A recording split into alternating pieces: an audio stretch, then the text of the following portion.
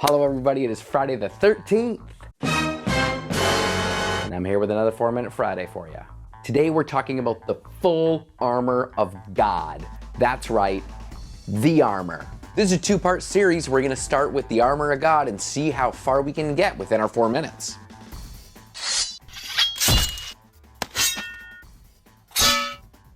We're going to break down a passage in Ephesians that talks about this armor of God, and we'll explain why it's in there and what it's trying to teach us. Ephesians is a letter written by a guy named Paul who used to build churches all over. So the book of Ephesians is a letter to a church, but more than that, it's a letter to a region of churches. It's supposed to go to everybody, so it's really relevant for Christians like us even today. So let's read from Ephesians 6, starting in verse 10, and we'll see where we get in this first part. Be strong in the Lord and in his mighty power.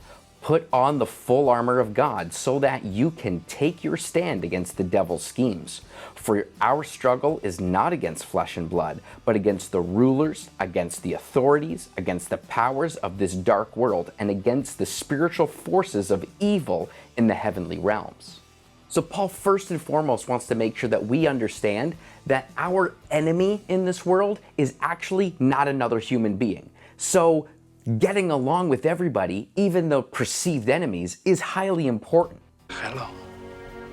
My name is Inigo Montoya. You killed my father. Prepare to die.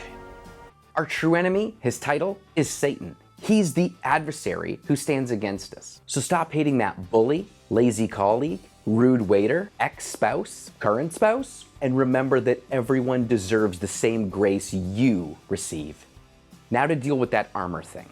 Verse 13, therefore put on the full armor of God so that when the day of evil comes, you may be able to stand your ground. And after you have done everything to stand, stand firm then with the belt of truth buckled around your waist. Let's talk about the belt of truth.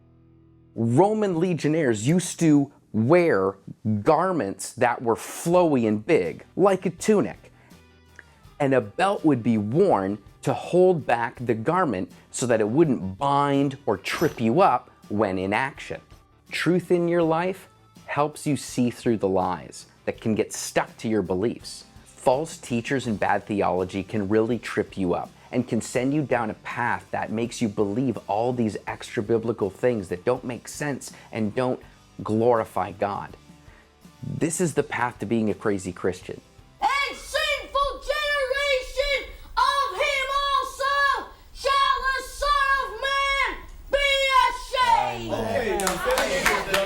You understand what you just said? Could you put into your own words what you just said? And we really don't want you to be a crazy Christian. Please. Verse 14 continues with the breastplate of righteousness. It protects the most vital organs in battle. And most important of these is your heart. You must guard your heart in this life, for everything you care and believe comes from it.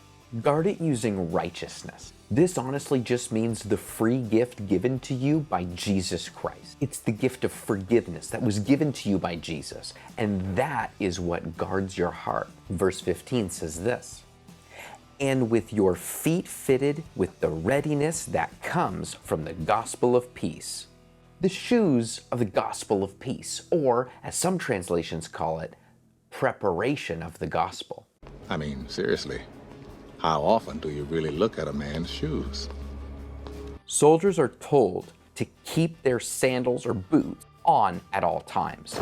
They need to be prepared for battle and ready to move at a moment's notice. The gospel, simply put, is the message of Jesus. When you encounter people on the street, at work, or at home, you should be able to share this with them, this story called the gospel of Jesus, because it brings peace wherever it goes. Peace is something this world desperately needs, and you are equipped to bring it.